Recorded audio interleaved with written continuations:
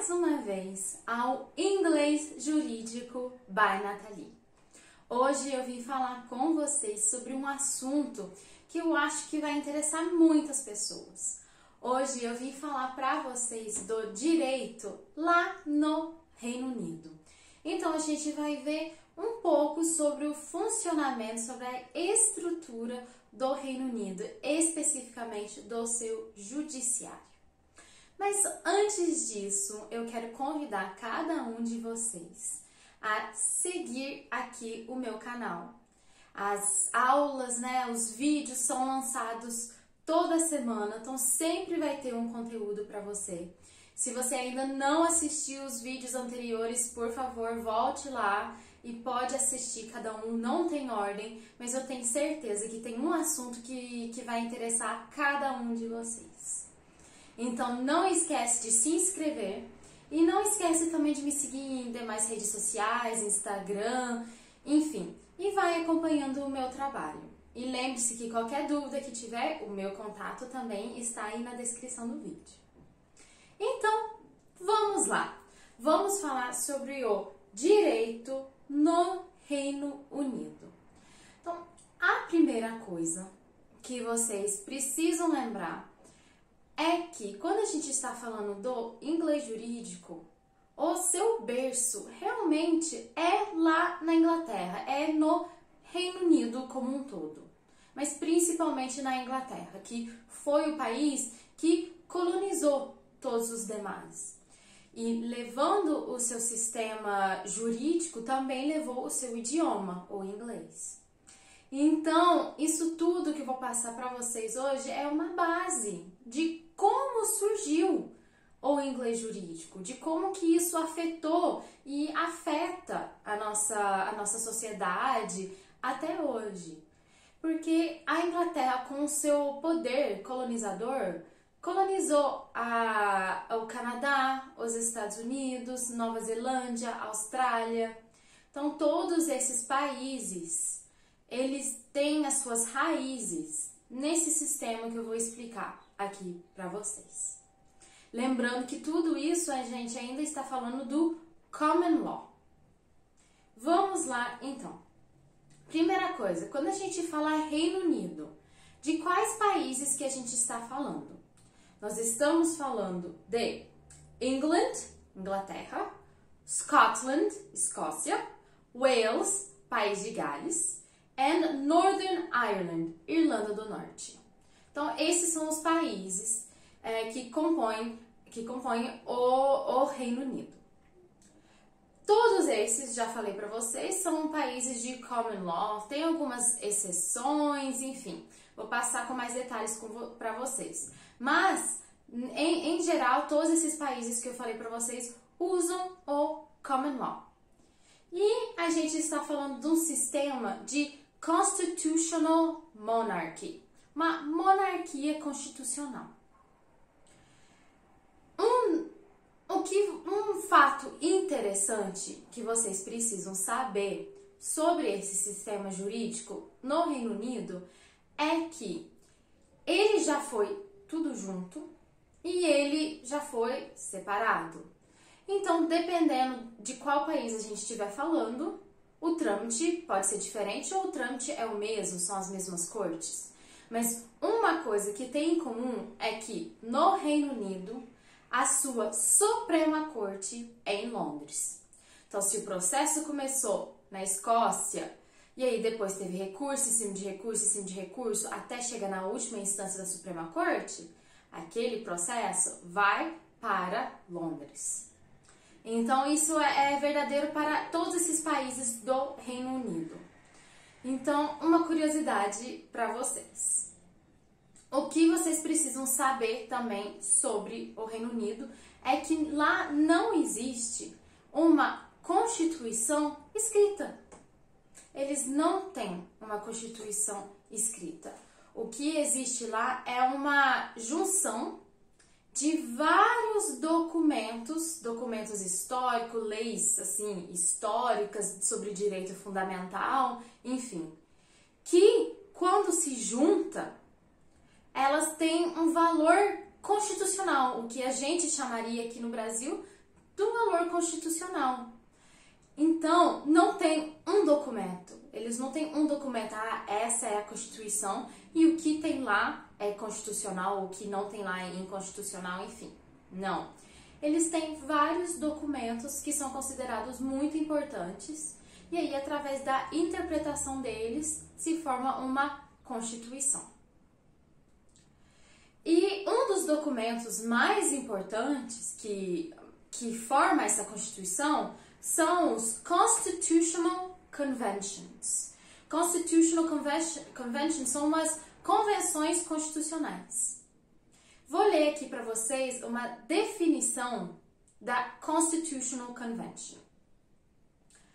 Constitutional Conventions are rules of constitutional behavior which are considered to be binding upon those who operate the Constitution, but which are not enforced by law courts, nor by the presiding officers in the House of Commons. Vamos lá, então. Vou passar a tradução para vocês.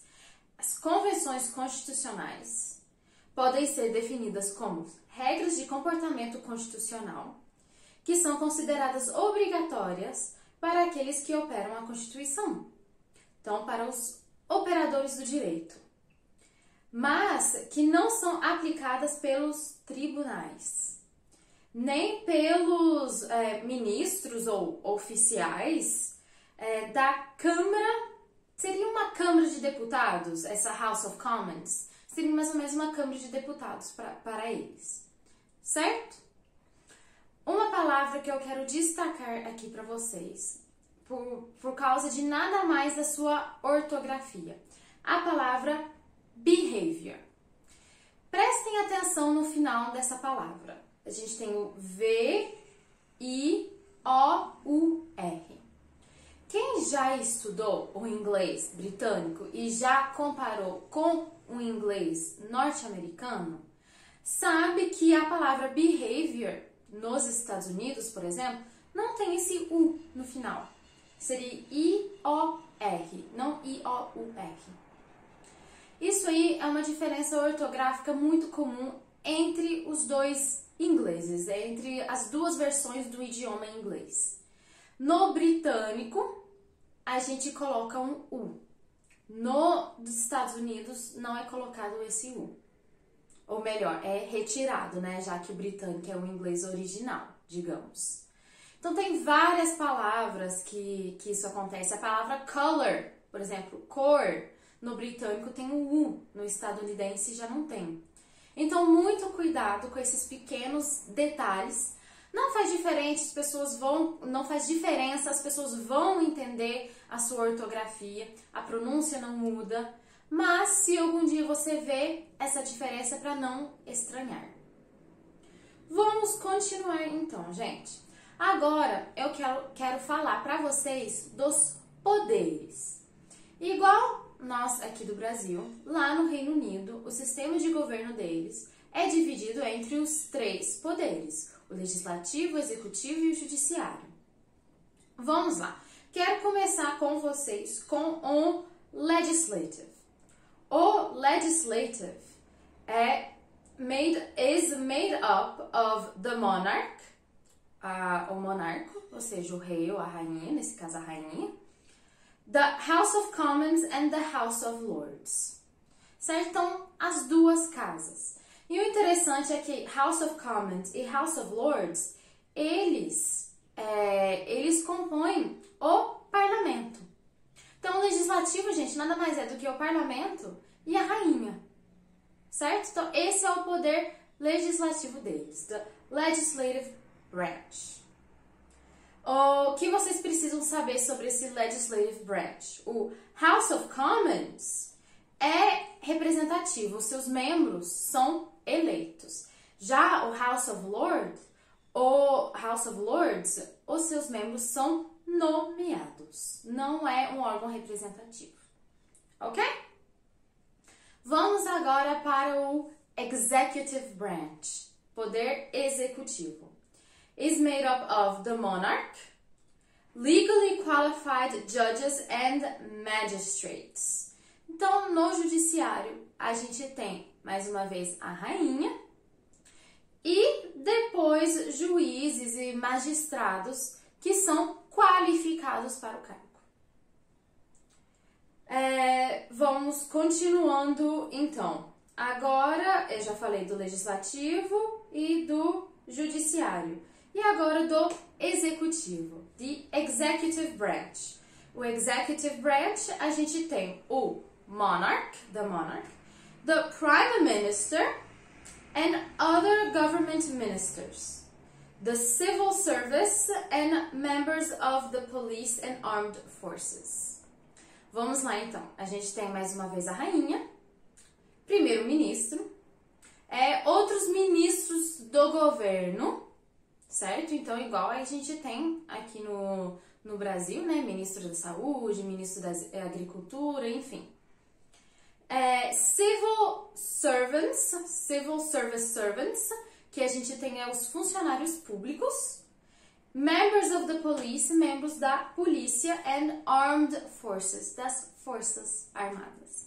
Então, esses são os 3 poderes e quem os compõe lá no Reino Unido. Demais curiosidades para vocês. Lembro dos países que formam o Reino Unido? Um que é um pouco diferente é a Escócia. A Escócia que tem o seu poder, o seu judiciário de forma independente do Reino Unido, certo? E não é um sistema puramente de common law. O sistema da Escócia é considerado um sistema misto, tanto de common law quanto de civil law.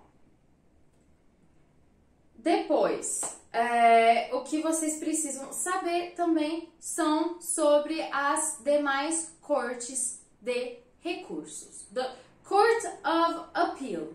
O que vocês precisam saber sobre o Court of Appeal são o quê? Os juízes que fazem parte, né, os juízes que atuam na Court of Appeals. Esses juízes, eles são nomeados. Mas por quem que eles são nomeados? Eles são nomeados pelo monarch, então pela rainha, on the advice of the prime minister, sob o conselho do primeiro-ministro. E é isso, gente. Que vocês devem ter absorvido, devem ter percebido muito nessa aula. É a importância da monarquia no sistema jurídico, né, no sistema governamental lá do Reino Unido. A rainha está dentro dos 3 poderes. Ela é uma figura simbólica, mas não tão simbólica também, porque ela tem bastante poder. Então aqui é sempre sobre o conselho do primeiro-ministro, do parlamento, enfim, desses órgãos próprios. Mas ela faz parte de lá do sistema, sim. Inclusive, lá quando não se processa o governo federal. Quando vocês verem um processo que tem um nome, The Queen versus e o nome de uma pessoa, ou na verdade, ao contrário, o nome da pessoa versus the Queen, contra a rainha. Isso é muito comum, é assim que acontece, é assim que eles dão nome para os processos. Porque eles estão processando, é como se eles estivessem processando a rainha diretamente, ou pelo menos a sua figura. Então, aqui estão as curiosidades para vocês sobre o direito na Inglaterra. Eu espero que vocês tenham gostado. Eu estou aqui à disposição para tirar qualquer dúvida que vocês tiverem. Não esqueçam de se inscreverem aqui no canal, de colocar um sininho para vocês receberem as notificações de quando eu lançar um novo vídeo. Thank you very much and see you next time!